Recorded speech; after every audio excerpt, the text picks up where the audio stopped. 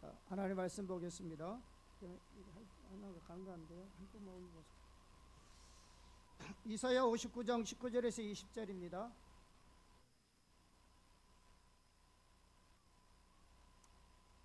이사야 59장 19절에 20절 같이 보겠습니다.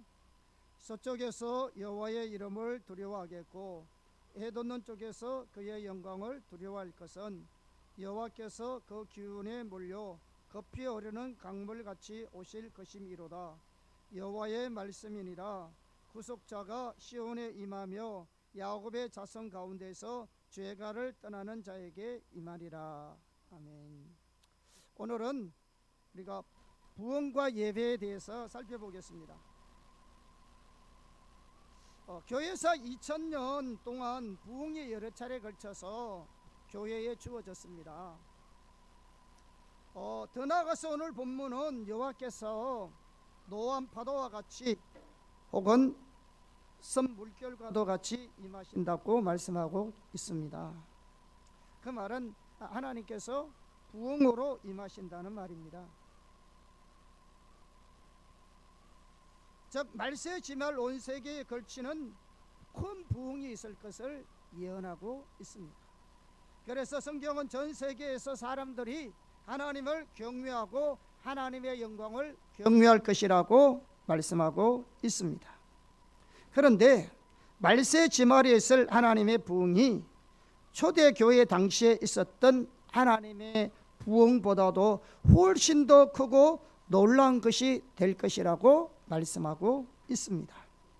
실로 하나님의 성전의 나중 영광이 이전 영광보다도 훨씬 클 것입니다. 오늘날 한국교회와 하나님 백성들에게 하나님의 부흥이 절박하게 필요합니다. 우리는 하나님의 부흥을 사모해야 합니다. 여러분들도 알다시피 지금 미국에는 21세기 부흥이 일어나고 있습니다. 에즈버리 대학뿐만 아니라 시더빌 대학에도 일어나고 있고요, 샌포드 대학에도 일어나고 있습니다. 우리는 부흥을 사모합니다. 첫째, 부흥은 성령의 부어주심입니다. 부흥은 하나님께서 한 교회에 혹은 한 지역이나 여러 지역에 혹은 한 국가나 여러 국가에 동시에 성령을 대규모로 부어주시는 것을 말합니다. 그래서 하나님의 부흥이 임하면 한 지역이나 한 나라에 또는 여러 나라에 동시에 하나님의 성령이 오순절날에 부어주신 것처럼 대규모로 부어져서 교회가 회복되고 예배가 회복되고 성도들의 영적 각성이 일어나고 또 진정한 교제와 나눔의 역사가 일어나고 또 성령의 강한 능력의 역사들이 나타나고 불신자들이 회심하는 역사들이 일어납니다. 더 나아가서 그 나라의 문화가 바뀌고 사회가 바뀌고 법이 바뀌고 사고의 체계까지도 바뀌는 역사들이 일어납니다. 조나단 에드워드는 그의 책 겸손한 시도에서 부흥을 성령의 부어주심이라고 표현했습니다. 로이드 헌슨 목사님도 그 부흥책에서 부흥을 성령의 부어주심이라고 표현을 했습니다. 세계의 부흥 운동사를 보아도 우리는 이 점을 잘 알 수 있습니다. 하나님께서는 때로는 여러 나라에 또 동시에 부흥을 보내시기도 하고 부흥이 여러 나라로 퍼져가기도 하십니다. 대표적인 예가 1903년에서 1904년에 일어났던 에반 로버츠를 통해서 웨일즈의 부흥입니다. 이 웨일즈의 부흥을 통해서 1905년도 호주에 임했던 하나님의 부흥에 영향을 미쳤고요, 1905년부터 1906년도 인도 카시에 임했던 하나님의 부흥에 영향을 미쳤습니다. 뿐만 아니라 하디와 길선주를 통해서 우리나라에 1903년부터 1907년에 있는 원산과 평양에 임했던 하나님의 부흥에 영향을 미쳤습니다. 더 나아가서 1906년도에 미국의 아주사 거리에 임했던 오순절 부흥운동에 영향을 미쳤습니다. 뿐만 아니라 1908년도 만주와 중국에 임했던 하나님의 부흥에 영향을 미쳤습니다. 뭐가? 에반 로버츠를 통한 웨일즈의 부흥이, 이렇게 한 나라에 임했던 하나님의 부흥이 동시적으로 여러 나라의 하나님의 부흥이 번져갔던 것입니다. 18세기는 부흥의 세기라고 해도 과언이 아닐 만큼 놀라운 하나님의 부흥이 임했습니다. 우리가 잘 알다시피 요한 웨슬리, 조지 스프리트를 통해서 영국의 부흥이 일어났습니다. 또한 하월 해리스, 또한 다니엘 롤랜드를 통해서 웨일즈에 또한 부흥이 일어났습니다. 우리가 잘 아는 요나단 에드워드를 통해서 미국의 하나님의 부흥이 임했습니다. 부흥은 하나님께서 성령을 대규모로 부어주시는 겁니다. 그렇기 때문에 이 부흥의 한 핵심은 뭐냐? 성령의 임재입니다. 하나님의 부흥은 강력한 성령의 역사로 하나님의 임재가 가득한 것입니다. 그래서 부흥 때마다 무서운 성령의 임재가 함께 하십니다. 심지어 하나님을 전혀 알지 못하는 사람들까지 그 성령의 임재를 의식할 정도로 강력한 성령의 임재가 함께 하십니다. 부흥 때마다 그 일이 일어났습니다. 그것이 없으면 하나님의 부흥은 없습니다. 1907년도 우리나라에 평양 대부흥이 일어났습니다. 그때 평양의 장대현 교회에 임했던 하나님의 부흥에 대해서 그 당시에 선교사로 계셨던 조지 맥큐니 자기 미국 북장로교 총무 브라운에게 보고한 내용이 기록되어 있습니다. 그것을 제가 한번 읽어보겠습니다. 평양 대부흥은 1907년도 1월달에 일어났습니다. 자, 장대현 교회에 어떤 일이 일어났냐면 선교사의 보고입니다. 우리는 매우 놀라운 은혜를 경험하고 있다. 성령께서 권능 가운데 임하셨다. 장대현 교회에서 모인 지난밤 집회에서 최초의 실제적인 성령의 권능과 임재의 현시였다. 우리 중 아무도 지금까지 이전에 그 같은 것을 경험하지 못했으며 우리가 웨일즈, 인도에서 일어난 부흥운동에 대해서도 읽었지만 이번 장대현 교회의 성령의 역사가 우리가 지금까지 읽었던 그 어떤 것도 능가할 것이다. 이미 장대현 교회의 부흥이 있기 전에 미국에 큰 부흥의 역사가 일어나고 있었어요. 데일 무디를 통해서. 그런데 그 어떤 것보다도 더 강력한 성령의 임재가 평양 대부흥에 때 일어났습니다. 또한 1907년도 2월 달에 평양의 남산형 교회에 임한 성령의 역사를 직접 목도한 노블 선교사의 보고 내용입니다. 이렇게 그들은 보고했습니다.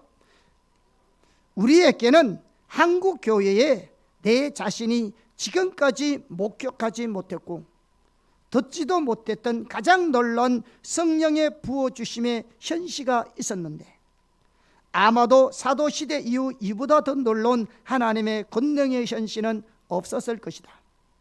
매 집회에서 주님의 권능이 교회 전체와 때로는 밖에 임했다. 남녀가 회개의 역사로 꾸꾸라지고 의식을 잃었다. 전도시는 마치 죽은 자를 위해 통곡하고 있는 듯 했다. 그 당시에 부흥의 상황입니다. 부흥은 성령을 대규모로 부어주시는 것이고 부흥의 한 핵심은 성령의 임재입니다. 그런데 이 부흥은 성령을 대규모로 부어주시는 것인데 그것을 다른 말로 표현하면 부흥은 하나님께서 영광으로 임하는 것입니다. 부흥은 하나님의 영광이 임하는 겁니다. 다시 말하면 부흥은 무엇보다도 하나님께서 영광으로 임하셔서 하나님의 선하심을 나타내는 것입니다. 출애굽기 33장에 보면 모세는 하나님께 하나님의 영광을 보여달라고 말씀하셨습니다. 이에 반해서 하나님의 대표는 뭐냐면 하나님의 모든 선함으로 그 앞에 지나가시겠다고 말씀하셨습니다.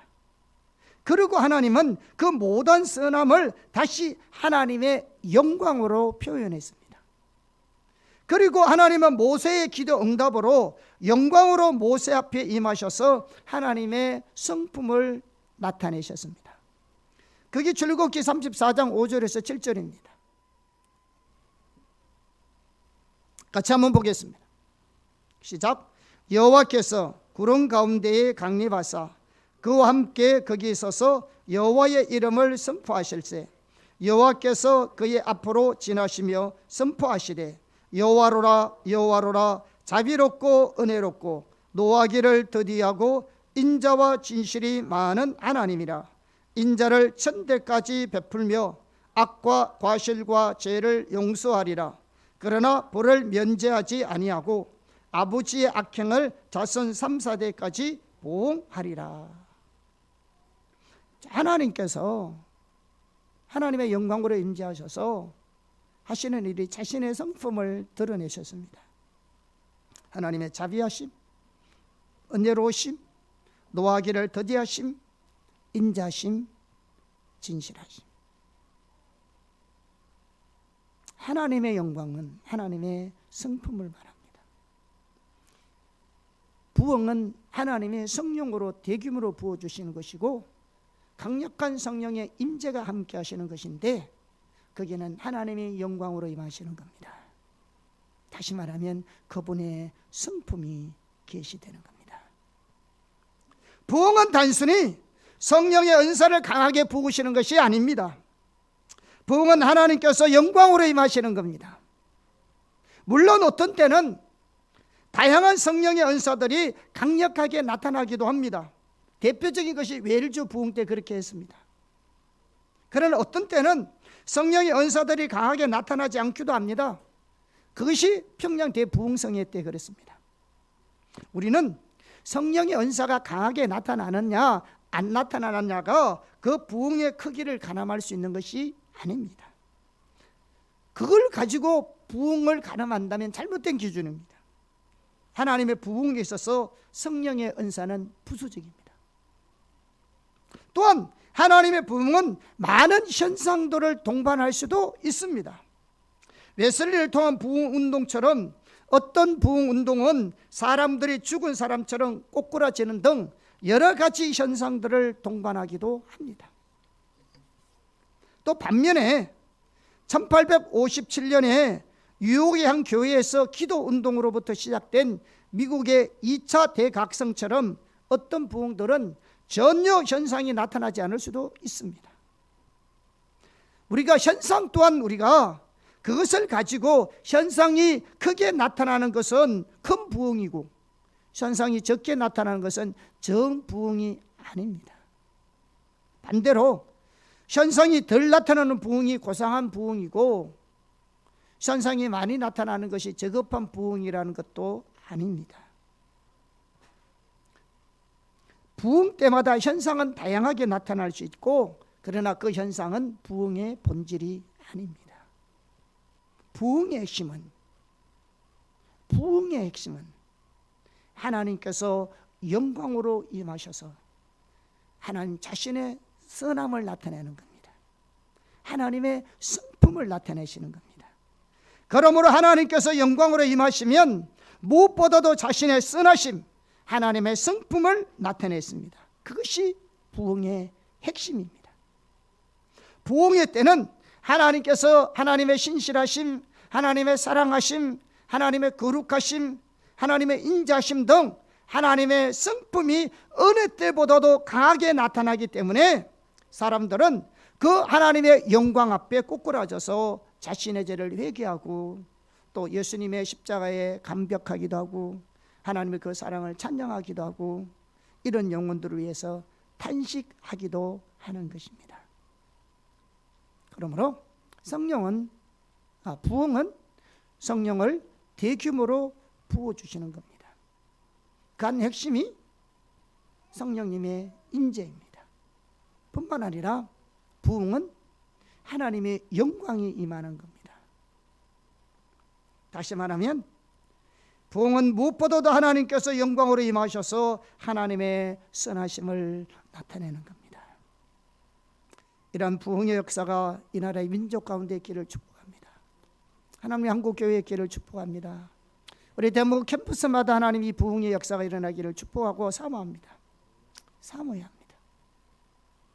둘째, 하나님의 부흥을 위해서 중요한 한 부분이 예배입니다.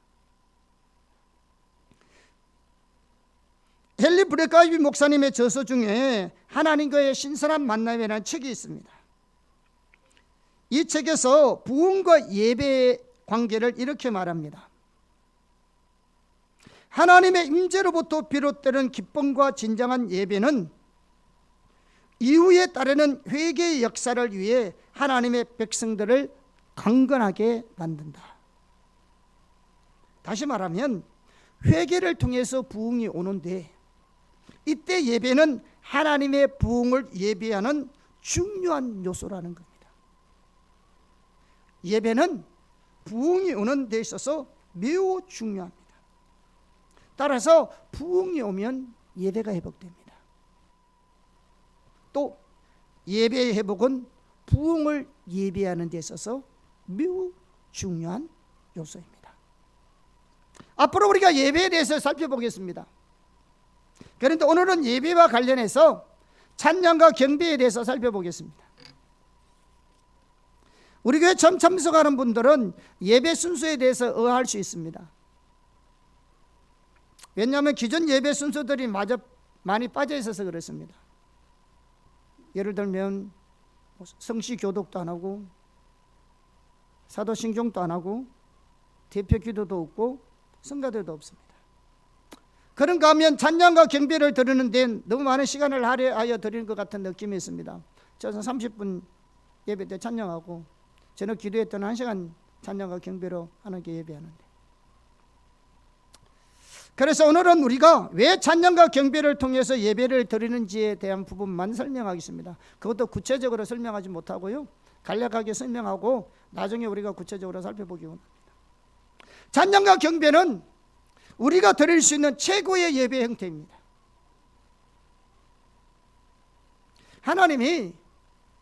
다윗이 하나님의 언약궤를 예루살렘으로 옮기잖아요. 그런데 옮기게 되는데 그 언약궤를 어디다 놔둬야 되냐면은 사실은 성전에 갖다 놔야 돼요. 그러니까 그때는 뭐 성전이 없으니까 그 모세가 만들었던 그 성막에 갖다 놔야 되는 거죠. 그런데 다윗이 가져온 언약궤를 거기다 갖다 놓은 것이 아니고 다윗이 그 언약궤를 갖다 놓기 위해서 따로 텐트를 치가지고 만들어냈던 그 장막을 예비해 놓고 거기다가 언약궤를 안치시켰습니다.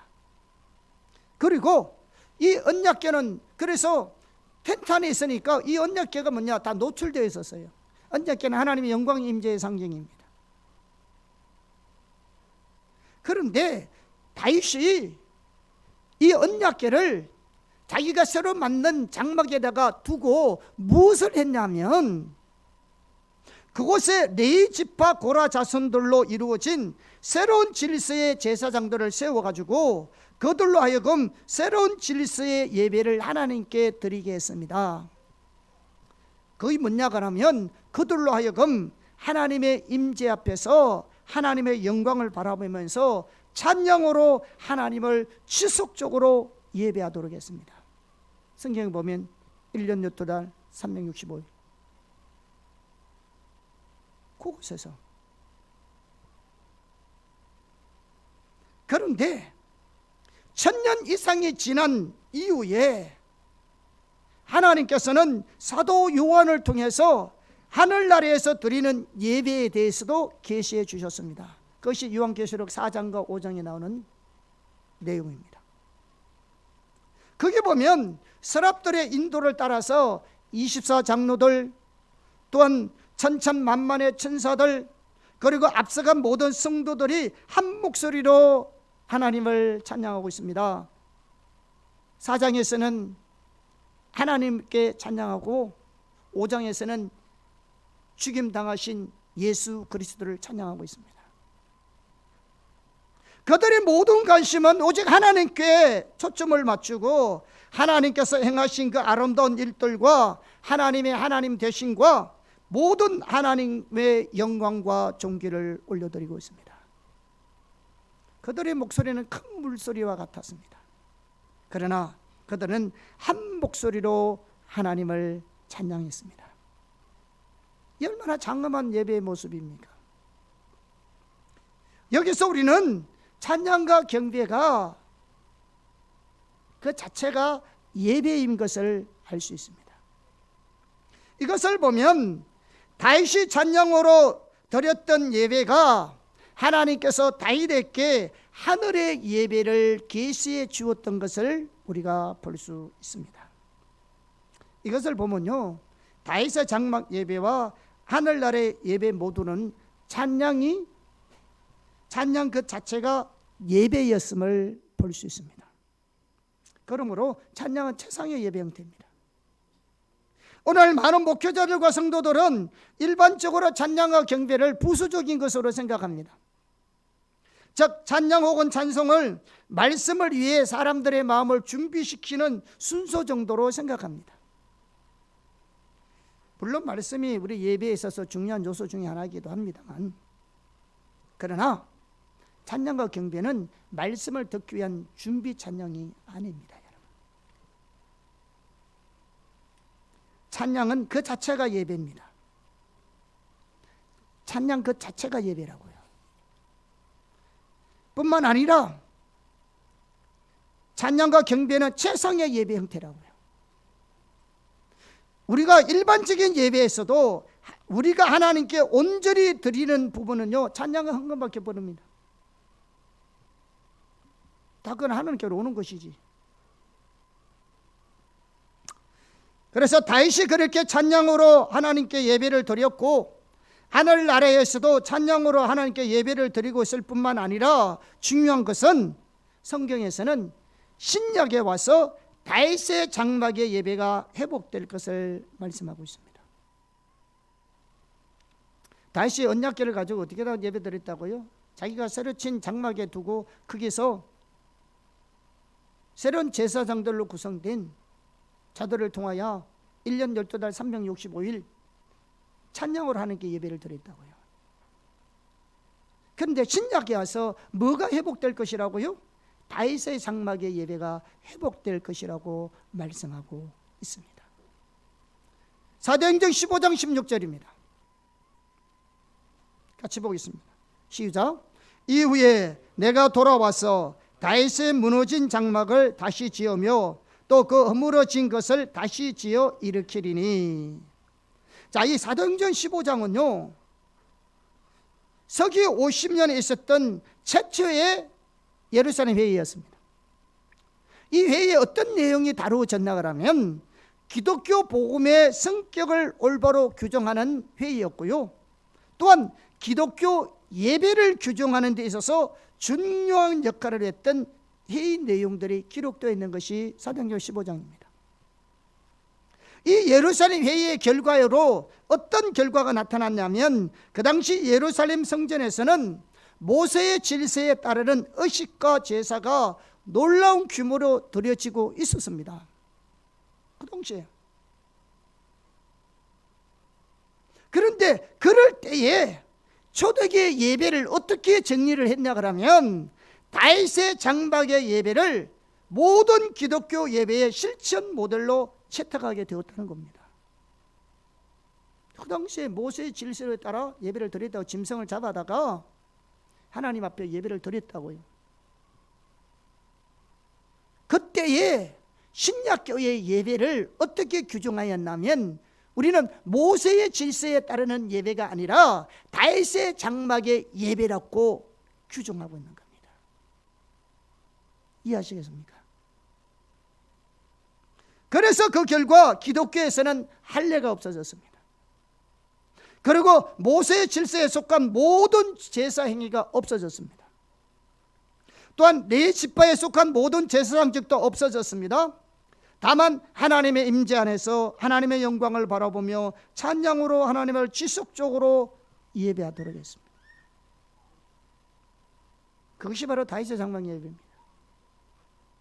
그래서 신약 성경은 신약 교회 예배는 다윗의 장막의 예배가 회복될 것이라는 겁니다. 다시 말하면 하나님의 임재 앞에서 하나님의 영광을 바라보면서 찬양으로 하나님을 지속적으로 예배하는 겁니다. 이 시대에 우리가 드려야 될 예배가 찬양과 경배라고요. 예배는 묵도로 시작해서 축도로 끝나는 것이 예배가 아니라고요. 그게 예배가 아니라고요.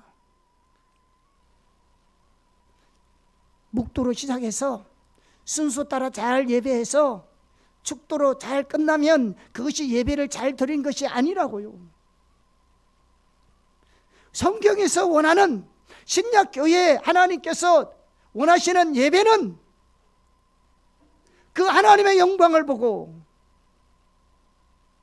그 하나님의 행하심, 그분의 성품을, 그분의 아름다움을, 그분의 위대하심을,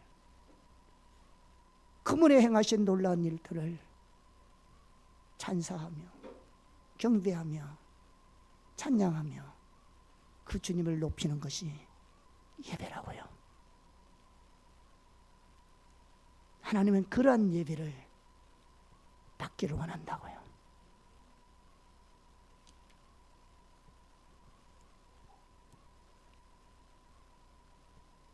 그래서 부흥과 예배는 깊은 관련이 있는 것입니다. 왜냐하면 부흥의 핵심은 하나님께서 영광으로 임하셔서 자신의 선함을 나타내는 겁니다. 예배는 그 하나님 임재 앞에서 그 영광을 바라보면서 하나님 그분 자신과 그분의 행하신 일들을 찬양하는 것입니다. 그러므로 부흥이 임하면 예배가 회복되는 겁니다. 예배의 회복은 부흥을 예비하는 중요한 요소입니다. 여러분, 초대교회 예배의 한 면을 볼 수 있는 성경 구절이 있습니다. 그것이 고린도전서 14장 26절입니다. 여기서 초대교회 예배에는 몇 가지 요소들이 있었음을 발견할 수 있습니다. 자, 같이 보겠습니다. 시작. 그런즉 형제들아 어찌할까? 너희가 모일 때에 각각 찬송시도 있으며 가르치는 말씀도 있으며 계시도 있으며 방언도 있으며 통령함도 있나니 모든 것을 덕을 세우기 위하여 하라. 여기 보면 너희가 모일 때인데 이 모일 때는 예배를 모이는 겁니다. 그리고 고린도전서 12장부터 14장까지의 은사에 대한 것을 나누고 있지만요, 그 은사의 핵심 뭐냐면 교회 모일 때 나타나는 걸 말합니다. 그 예배 때 일어나는 것을 말하고 있습니다. 너희가 모일 때 뭐가 있었다고요? 찬송시도 있었고 가르치는 말씀도 있었고 계시와 방언과 통령함도 있다. 예언도 있었고 방언도 있고 통령함도 있었다는 거잖아요. 한마디로 말하면 이런 것이죠. 찬양이 있었고 말씀이 있었고 성령의 사역이 있었습니다. 계시, 방언, 통령, 성령의 사역. 그러니까 찬양과 말씀과 성령의 사역은 초대교회 예배에 있어서 중요한 요소를 자리 잡고 있었습니다. 그런데 이 요소들은요, 예수님의 사역에서도 나타났습니다. 예수님께서 회당에 가르칠 때요, 가르침과 말씀 선포죠, 성령의 사역을 함께 하셨습니다. 찬송은 언급되지 않았지만요, 어떤 형태로든 찬양이 있었으리라고 여겨집니다. 초대교회 예배에서 이 세 요소는 반드시 있었고요, 이 모든 예배를 성령의 주도하에 드려졌습니다. 찬양도 성령의 인도하에 드려졌고요, 설교 역시 성도의 주도하에 선포되었고요, 사역 역시 성령의 인도하에 행해졌습니다. 그렇다면 성경이 말하는 예배가 뭘까요? 뭐가 예배일까요? 순서가 예배일까요? 성경에서 말하는 예배는 이것입니다. 우리가 신앙의 본질인 인격체신 하나님을 우리가 개인적으로 알고 우리의 전존재로 그분을 사랑하는 것을 추구하되, 성경이 말하고 있는 주된 요소인 찬양과 경배, 말씀, 성령의 사역을 통해서 하나님을 알고 사랑하면서 드리는 것이 예배입니다. 이게 성경에서 말하는 예배라고요. 철저히 십자가의 복음을 토대하여 신앙의 본질을 추구하되 예수님과 사도들의 사역에서 나타나는 찬양과 경배, 말씀, 성령의 사역을 통해서 하나님 앞에 엎드리는 삶의 고백이 성경에서 말하는 예배라고요. 그러므로 찬양과 경배는 절대로 준비 찬양이 아닙니다. 예배 그 자체입니다. 그래서 호산나 교회는 예배는 찬양과 경배를 말합니다. 우리가 예배한다, 예배하고 싶다 했을 때는 찬양과 경배를 말하는 것입니다. 그래서 우리는 찬양과 경배를 중요하게 생각합니다. 그것이 예배 자체니까요. 그래서 우리는 그 예배 때 가사 하나에 온 마음을 다해서 그분을 높이고 찬양하고 예배합니다. 전심으로 찬양합니다. 찬양은 영어로 worship입니다. 이 단어의 뜻은 예배입니다. 그렇다면 왜 예배라는 영어 단어인 worship을 우리말로 찬양이라고 말할까요? worship은 원래 예배인데 왜 우리말로 찬양이라고? 찬양 자체가 예배이기 때문에 그렇게 번역하는 겁니다. 요즘 worship송이라는 표현을 많이 사용하고 있잖아요. worship송. 이거는 요한계시록에 대한 이해를 가지고 있기 때문에 그렇습니다. 요한계시록 4장 5절은 찬양과 경배가 예배잖아요. 그렇게 이해하고 있기 때문에 worship송이라고 말하는 겁니다, 여러분. 이 표현이요 전 세계적으로 사용되어진 것이 얼마 되지 않습니다. 여러분, worship송의 선두주자가 뭐냐? 빈야도송입니다.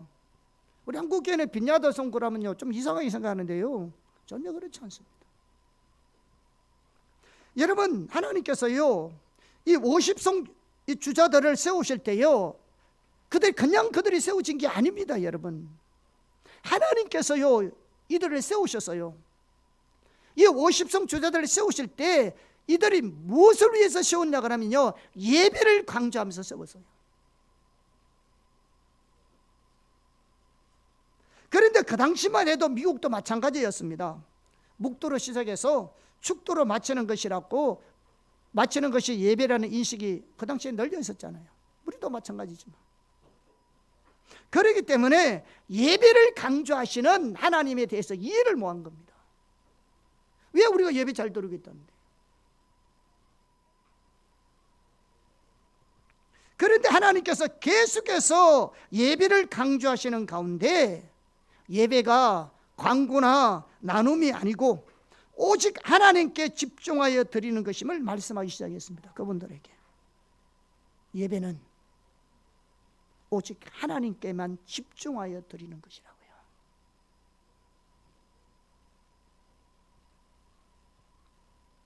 그리고 오직 하나님께만 집중하여 드리는 예배가 무엇인지를 집중적으로 찾기 시작했습니다. 무엇이 하나님께 집중하여 드리는 것인가? 그 결과 찬양과 경배와 헌금인 것을 발견하게 됩니다. 우리가 하나님 앞에 그분께 집중하여 드릴 수 있는 예배의 키가 뭐냐? 우리가 하나님께 집중하여 드릴 수 있는 찬양과 경배와 헌금입니다. 나머지는 다 하나님께로 받잖아요. 말씀도 하나님부터 받는 것이고 기도 사역도 하나님부터 받는 것인데 우리가 하나님께 집중하여 들으시는 것은 두 가지밖에 없더라. 찬양과 경배와 헌금.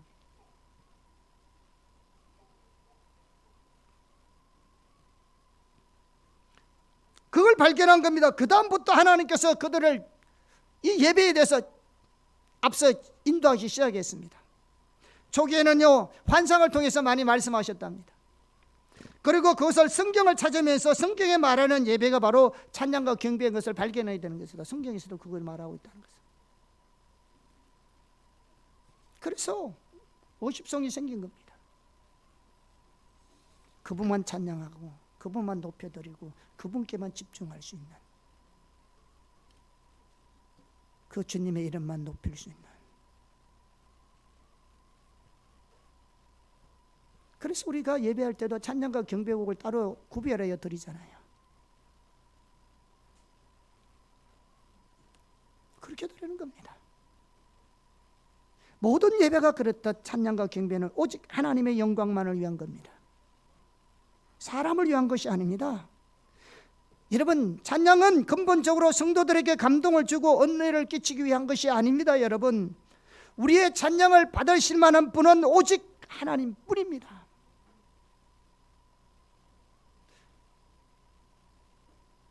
우리가 그 하나님께만 예배를 올려드리는 겁니다.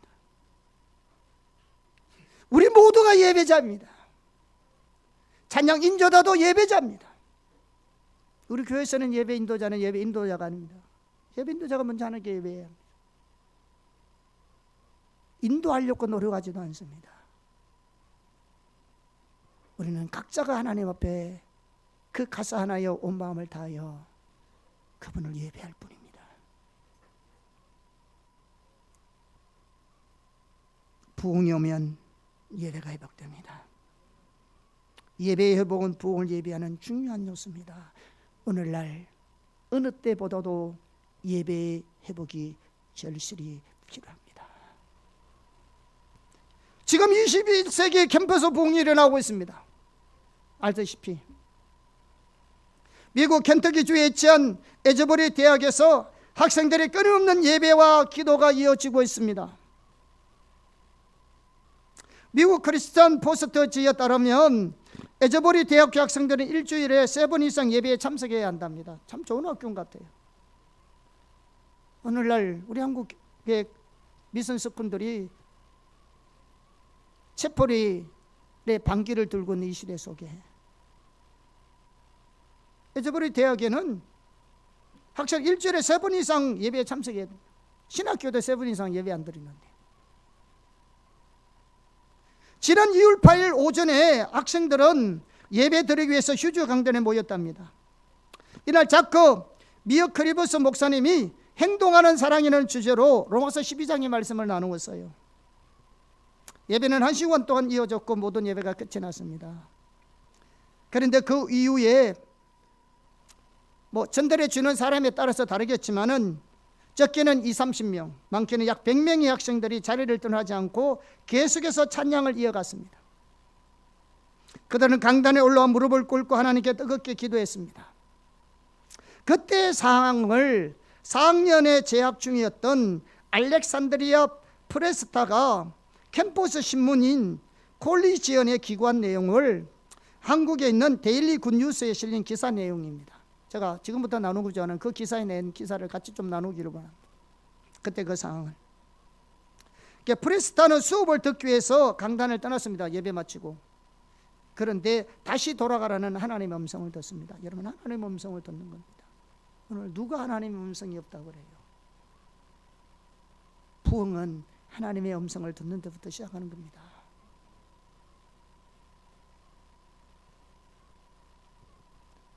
예배 마치고 강의를 듣기 위해서 강의를 달아놓는데 하나님께서 다시 돌아가라는 하나님의 음성을 듣는다니까요. 그래서 다시 돌아가 보니까 예배는 멈추지 않았고요, 강당은 예배와 간증과 기도와 찬양으로 뒤섞여 있었습니다. 그러면서 그는 한 1000여 명의 이상의 사람들이 모인 곳으로 추정된다면서 한 학생은 강단 바닥에서 잠을 청했고 밤새 쉬지 않고 하나님을 찬양하는 사람들도 있었고 친구들을 서로 껴안고 눈물을 머금으며 기도했다고 했습니다.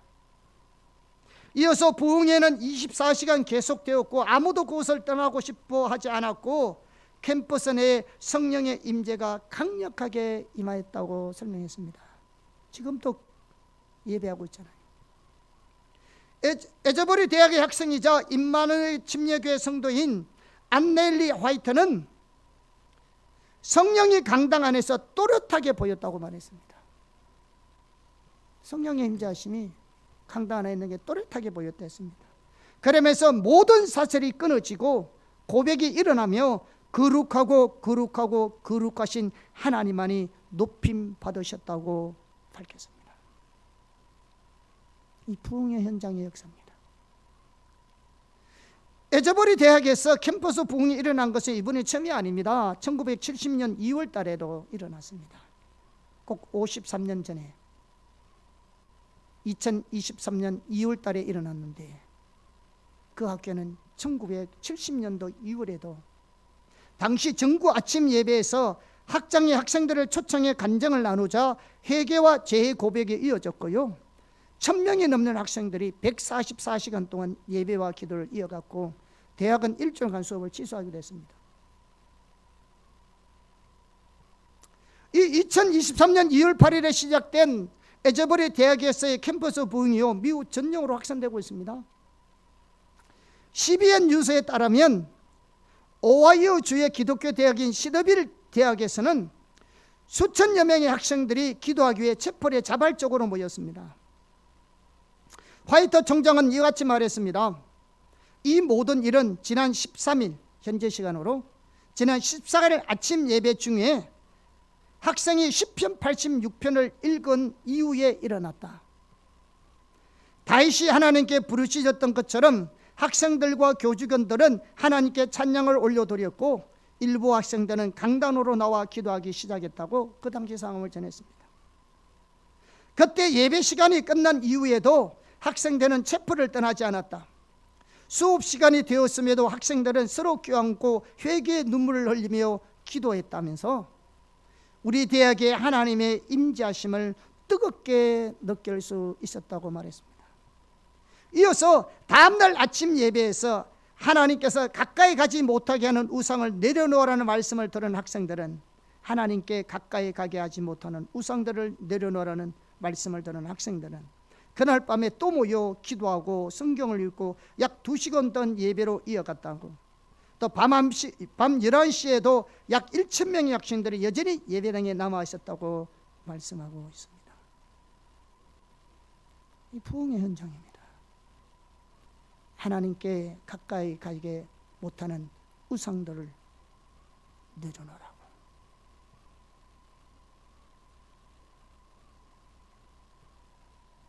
또 엘레바베주 버밍햄 위치에 있는 샌포드 대학에서도 학생들의 자발적인 예배운동이 일어나고 있어요. 이런 부흥은요, 누가 인도하는 게 아닙니다. 자발적으로 역사가 일어납니다. 성령님이 주도하시는 겁니다. 누가 모여라고 모이는 게 아닙니다. 성령님이 운행하시고 주도하시고 감동하셔서 그렇게 하시는 겁니다. 하나님이 말씀하고 있는 겁니다. 부흥은 누가 주도하고 있는 게 아닙니다. 인위적으로 만드는 것이 아니라고요. 인위적으로 만들어서 된 부흥은 한 번도 없었다고요. 부흥은 성령님이 주도하는 거지 인간이 주도하는 게 아니라고요. 산포도 대학에서도 지난 17일 현재 시간 백 A 테일러 총장은 지난 48시간 동안 학교 리더 채플에서 진행된 학생 주도 예배 모임에 대해서 공유했습니다. 그는 예배하는 학생들을 보면서 성령이 우리 안에서 일하고 계신다는 것을 경험했다. 지금 일어나고 있는 일은 계획적인 것도 아니고 프로그램 또한 대본에 있는 것도 아니다. 학생들이 캠퍼스 안에서 하나님을 만나고 서로를 위해서 기도하고 하나님의 사랑과 은혜를 확장할 수 있는 기회라고 밝혔습니다. 이어 어느 날 저녁 한 학생이 채플에 들어와 피아노로 찬양을 연주하자 소리를 들은 몇몇 학생이 예배당으로 들어와 함께 예배 드리기를 시작했다 했습니다.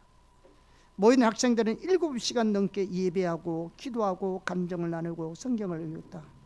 새벽 2시에도 200여 명의 학생들이 남아 있었다고 전했습니다. 그러면서 하나님께서 새 일을 행하고 계신다. 우리가 해야 할 일은 하나님의 부르심에 순종하는 것이며 이 캠퍼스와 전 세계에 하나님의 희망이 전파되도록 함께 기도하도록 강조했습니다. 오늘 수많은 세계에 있는 사람들이 에즈버리에 일어난 부흥을 참여하기 위해서 모여들고 있습니다. 제가 유튜브를 보니까요, 그 부흥의 현장에 있는 것마도 감격하더라고요. 근데 그게 감격해서 중요한 게 아닙니다. 내가 그 부흥을 경험해야 합니다. 현장에서 구경하러 갑니까? 난 그게 너무 안타깝더라고요. 거기까지 가서 그 현장을 구경하고 있어요. 오케이? 예. 나중에 또 궁금한 거 있으면 나중에 더 나누고요. 앞으로 예배에 대해서 우리가 더 살펴보겠습니다. 어느 때보다도 우리는 주님의 부흥이 필요합니다. 예. 예. 진짜 우리의 부흥을 삼아하기를 예수님으로 축복합니다. 우리는 부흥을 말로만 듣는 게 아니고 부흥의 현장에서 구경하는 자가 아니라 그 부흥을 경험하는 자가 되기를 축복합니다. 자, 셋째.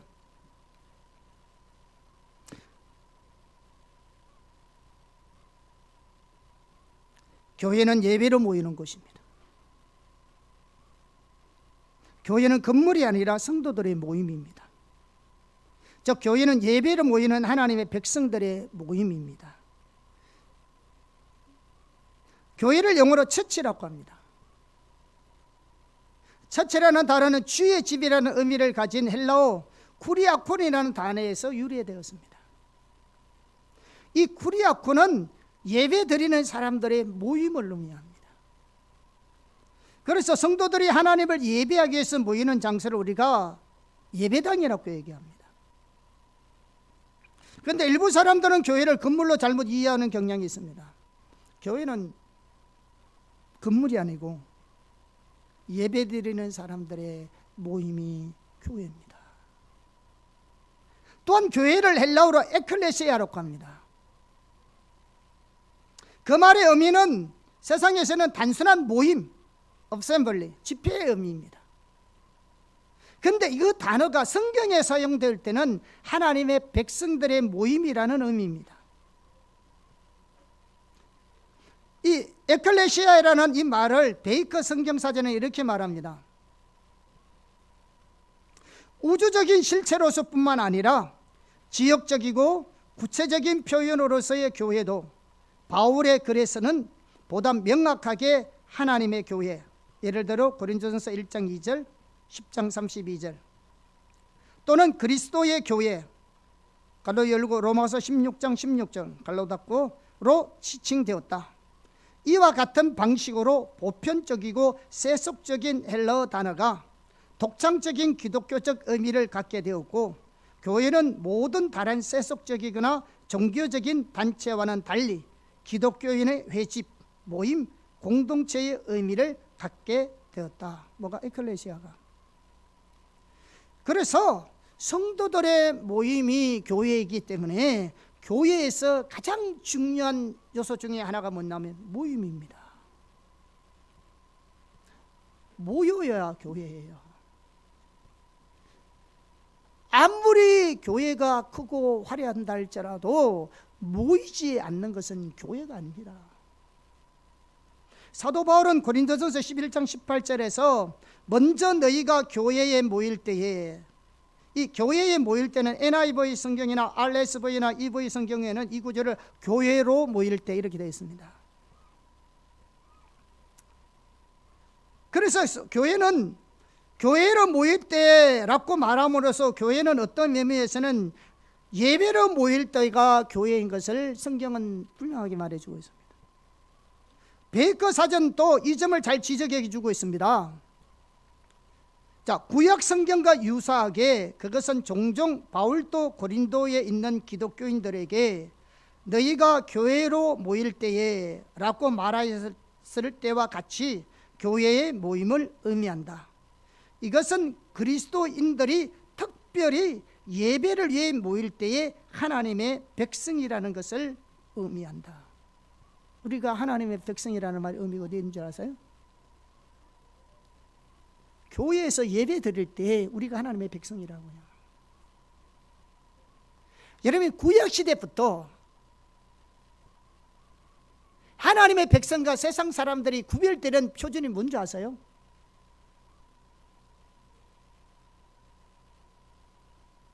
하나님께서 하나님의 백성과 세상 사람들을 구별하기 위해서 그들에게 둔 두 가지가 뭔지 아세요? 구약시대 때부터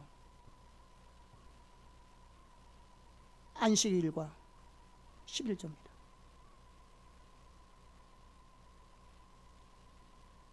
안식일과 11조라고요. 이게 세상 사람들과 하나님의 백성들을 구별하는 것이었다고요. 구약시대 때부터. 오늘로 우리로 말하면 주일 성수, 예배죠. 예배와 헌금이라고요. 이해하시겠어요? 우리가 하나님의 백성인 것이, 우리가 그리스도라는 것이 세상 사람들과 구별되는 게 뭐예요? 왜 우리가 예배를 드리며 왜 우리가 하나님께 헌금합니까? 우리는 하나님의 백성인 거예요. 주일날 놀러 가지 않고 쉬고도 싶지 않고 내 할 일 많더라도 내려두고 하나님 전에 와서 그분께 예배하는 이유가 나는 그리스도인 하나님의 백성이기 때문에 그러는 거예요.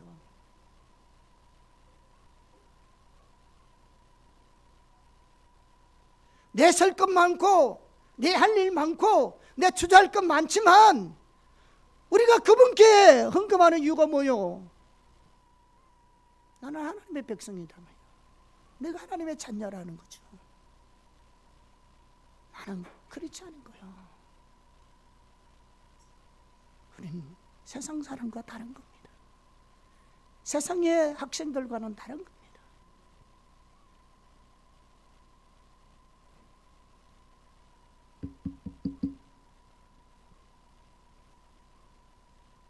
우리가 하나님의 백성이라는 건 교회에서 예배하는 거예요.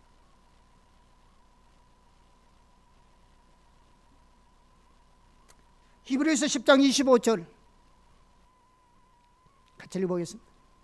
시작. 모기를 폐하는 어떤 사람들의 습관과 같이 하지 말고 오직 그나여 그날이 가까움을 볼수록 더욱 그리하자. 그날이 가까움을 볼수록. 그날이 언제요? 주님이 다시 오실 그날. 마지막 때가 가까이 올수록 뭐 하지 말아라? 모이기를 피하지 말아라. 지금 한국교회 거꾸로 가고 있습니다. 예배로 모이는 일이 점점 줄어들고 있습니다. 주님은 마지막 때일수록, 주님이 가까이 올수록 더 열심히 모여라고 하는데, 모기를 피하는 어떤 사람들 같은 그런 일을 하지 말라고 하는데,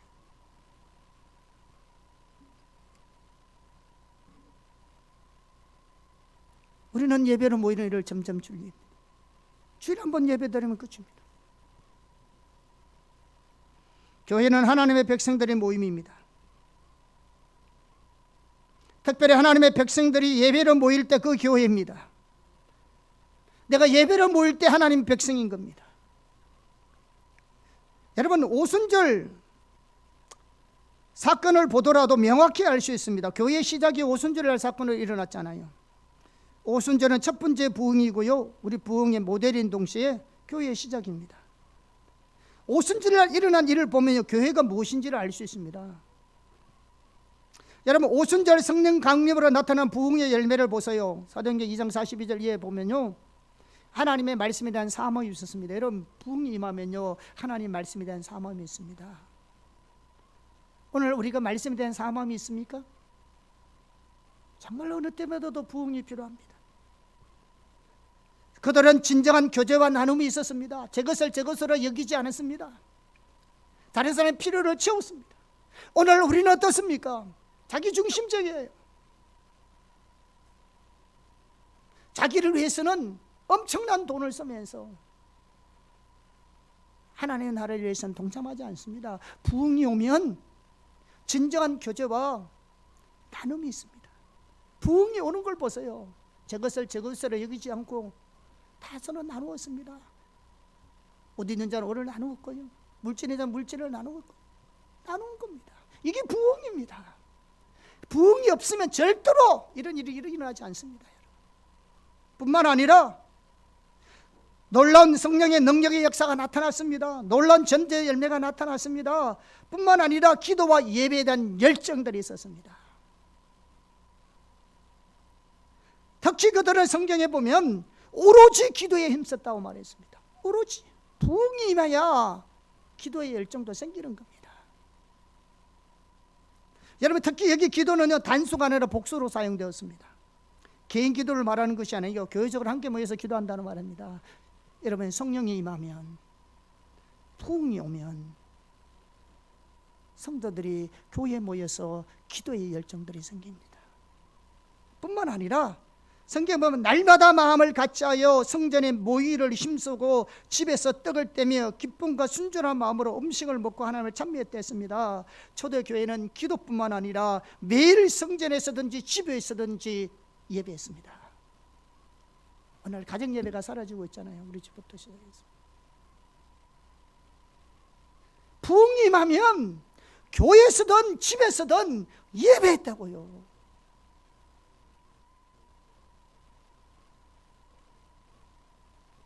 교회가 모여 만민이 기도하는 집입니다.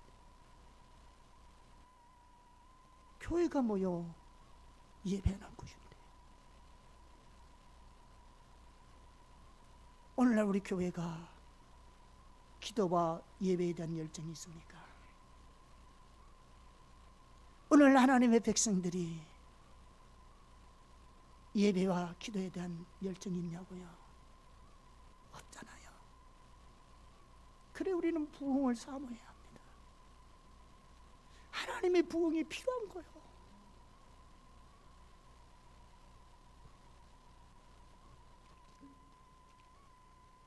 여러분, 하나님의 영광으로 임하셔서 자신을 계시하실 때 나타날 때가 언제인 줄 아세요? 예배 때입니다.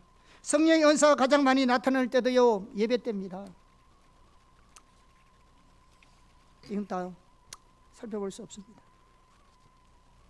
오늘날 적지 않는 성도들이요, 하늘나라에 큰 출석부가 있다고 생각하는 경우가 있어요. 그래서요, 주일에 출석해서 예배 드리는 날은 그 출석부에 출석으로 표시되어서요, 그 성적이 좋으면 하나님께서 그것을 바탕으로 해서 상 주실 것이라 생각합니다. 어떤 성도들은 조금만 몸이 아파도 교회 안 나옵니다. 조금만 피곤해도 안 나옵니다. 가정에 적은 일만 생겨도, 자기 자신에게 어떤 조그마한 일만 생겨도 교회 안 나옵니다. 그냥 집에서 온난 예배드립니다. 오늘날 가난한 성도들이 너무너무 많다고 합니다. 가난이 뭔지 아시죠? 교회 안 나간다, 안 나가 거꾸로 하면 가난입니다. 교회 안 가는 거죠. 예수 믿는데도. 올바른 신앙자세 절대로 아니거든요. 교회가 무엇인지 모르는 겁니다. 여러분, 제가 이번에 그 학원 복음화 협의회에서 2022년 작년 9월에요, 한국 대학생의 의식과 생활에 관한 조사 결과를 발표한 적이 있습니다. 그 가운데요, 개신교 대학생들에게, 우리 기독교 대학생들에게 교회 출석 여부를 물어봤습니다. 그렇지 않은 대학생들 말하는데 좀 여러분들 얘기하는 겁니다. 작년에 물어봤다고요. 작년에 출석한다는 응답률이 58%였습니다. 교회에 출석하지 않고 응답한 교회가 42%입니다. 절반 가까이 교회 안 나옵니다. 그렇지 않은데.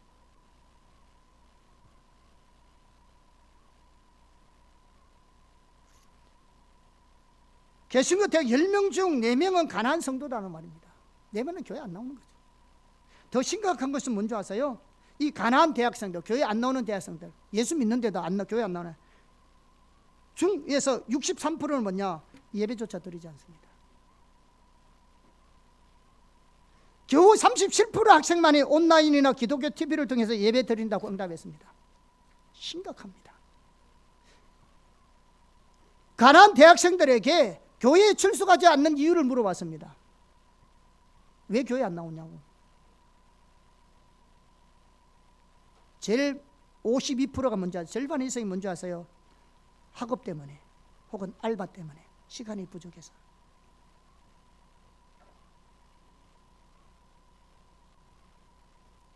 저 알아요, 우리 힐스생들. 시간이 얼마나 쫓기고 시간이 얼마나 금 같은지. 학업 공부하는 거 벅차죠.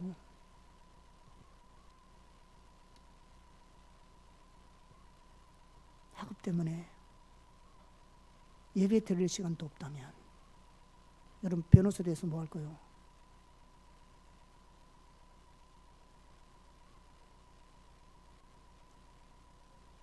여러분이 시간이 없어서 예배도 못 드릴 그 정도 되면 여러분이 변호사 돼서 뭐 할 거냐고요? 변호사 되면 더 바쁠 텐데 선배들 보니까, 여러분의 선배들 보니까 학교 공부할 때가 제일 좋더래요. 애 낳아보니까 애 보는 것보다 학교 공부할 때가 더 쉽더래요. 여러분 지금은 공부가 지금은 공부가 제일 힘들 때인 것이고 시간이 없는 것 같고, 이 시간만 지나면은 신앙생활 더 잘 것 같은 생각이 들지는 몰라도 여러분의 선배들이 직장생활 해보니까 직장생활에 일이 모여서 더 힘들고 더 시간 없고, 애 낳아서 애 키워보니까 더 시간 없고, 차라리 바시험 준비할 때가 훨씬 낫더라는 거죠.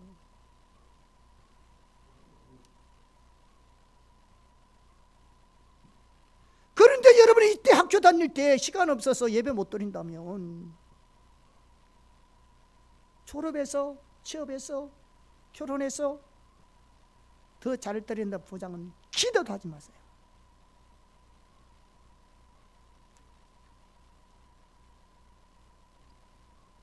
안 된다니까요. 선배들의 감정이라고요. 예배를 해보고 하셔요. 바쁘더라도. 여러분 힐스의 초창기 선배들은 여러분 새벽 예배에 맨 앞자리에 힐스생이 있다고 얘기 들었어요. 근데 요즘은 그런 게 점점 줄어든 거죠. 초기 힐스의 선배들은 새벽 기도 맨 앞자리에 힐스생들이 있었대요. 가는 길을 기도하고 주님 찾고 예배하고. 그런데 지금 여러분 그런 사람이 얼마나 되겠어요? 주일날 예배 오는 것도 힘들은데 매일 새벽기도 주님을 찾는다고요.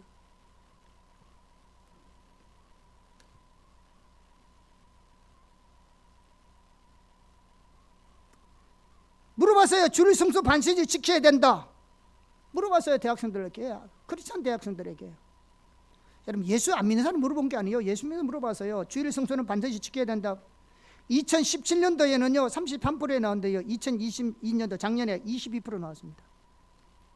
의식조차도요 주일 성수해야 된다는 것도 대학 믿는 자에서는 22%. 그러니까 10명 중에 2명은 꼭 지켜야 된다 생각하고 나머지는 뭐냐 안 지켜야 된다 생각하는 거죠. 바쁘면 안 와도 된다고요. 우리가 하나님의 백성이라는 말이 무슨 말인데요? 교회라는 것이 뭔데요? 주일날은 구별하여 하나님께 예배하는 것이라고요. 그분을 구하여 나오는 것이라고요. 그분의 임재, 그분의 영광을 삼하며 나오는 것이라고요.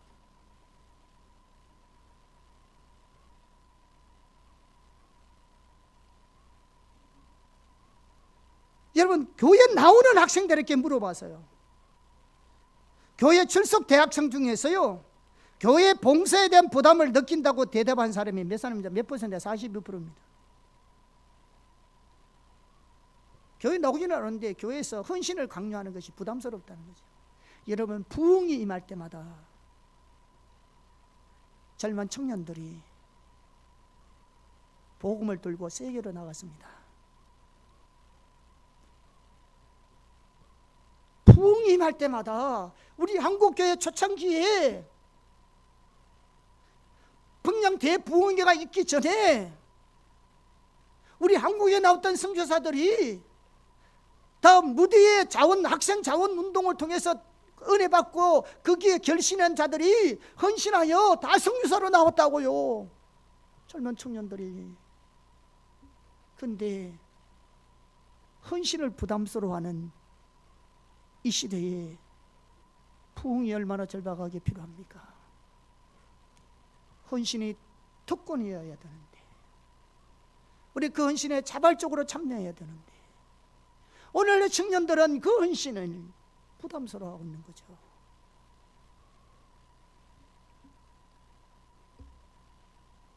여러분, 우리 교회는 찬양대에서는 우리 학생들이나 교회 청소하는 거 누가 시켜서 한 거 아니에요. 다 자발적으로 하는 겁니다. 그 외운전에 하나님의 은혜가 있어서 하는 겁니다. 하나님의 은혜가 임한 거죠. 그게 다 하나님의 생명의 역사입니다. 부흥이 임하면 왜 헌신이 부담스러워요? 못 섬겨서 안타까울 뿐이지, 더 주님을 섬기지 못해서, 그 일에 함께 동참하지 못해서 더 안타까울 뿐이지, 하나님 앞에 그 예배하고 싶어서 견딜 수 없었을 뿐이지.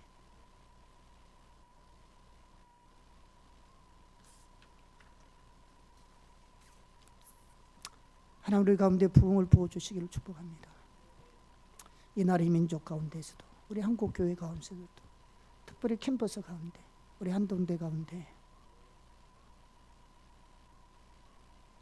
말로만 듣고 척으로 보았던 그 부흥이 지금 두 교회에서 캠퍼스에 일어나고 있는데, 한국의 캠퍼스에도 하나님의 부흥을 부어주시고 성령님이 임재해 주셔서 우리 다음 세대를 깨워주시기를 열망합니다. 주님이 오셔야 해요. 그분이 오셔서 움직여 주셔야 해요. 주님 부흥을 주십시오. 우리 한국교회, 우리 호산나 교회, 우리 한동대, 주님 부흥을 주십시오. 정말로 부흥이 필요합니다. 하나님이 이 시대에 부흥을 붓고 계시는데, 이 한국에도, 이 한국의 교회도, 우리 젊은이에게도 이 부흥을 비껴가지 마시고, 이 시대에 우리도 그 부흥을 주십시오. 기도해야 합니다. 지금 부흥이 왔는데, 하나님 부흥이 왔는데 우리가 그 부흥을 놓치면 됩니까? 지금 부흥이 와가 있는데, 하나님의 캠퍼스에 부흥이 와가 있는데, 우리 한국에 있는 청년들을 어떻게 하느냐? 우리 청년들을 어떻게 하느냐? 우리가 그 부흥을 이렇게 하면, 주님이, 우리도 우리 청년들이 있는데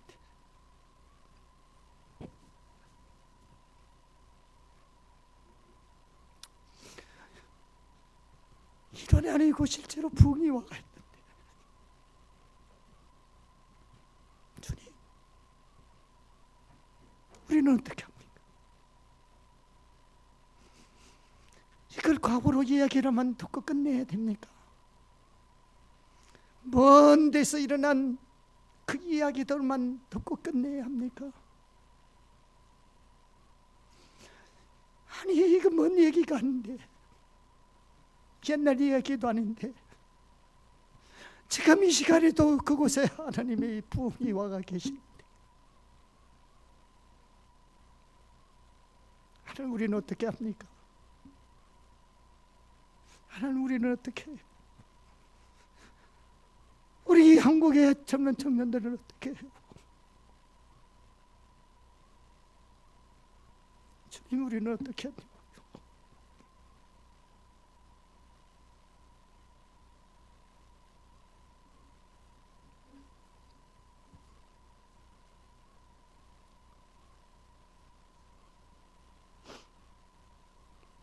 기도합시다. 여러분, 부흥을 삼으십시오. 지금 미국 캠퍼스에는 부흥이 와가 있습니다. 여러분, 우리와 똑같은 또래들이 하나님을 만나고 있습니다. 여러분, 이 부흥의 시대에 삼으십시오.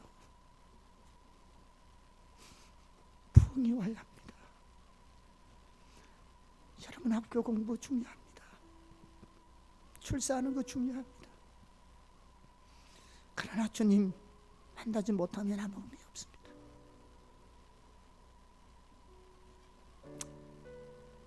그렇게 기도하십시오. 지금 미국 곳곳에 지금 부흥의 불길이 번지고 있는데 주님, 이 나라에도 이 땅에도 우리 캠퍼스에도 부흥을 보내달라고 그렇게 기도하십시오. 지금 일어나고 있는 이 부흥을 이 얘기라면 듣고 끝내겠습니까? 하늘에 다른 사람의 감정으로만 남을 겁니까? 아니면 내가 그 부흥에 경험하는 자가 되겠습니까? 주님에게 기도하십시오.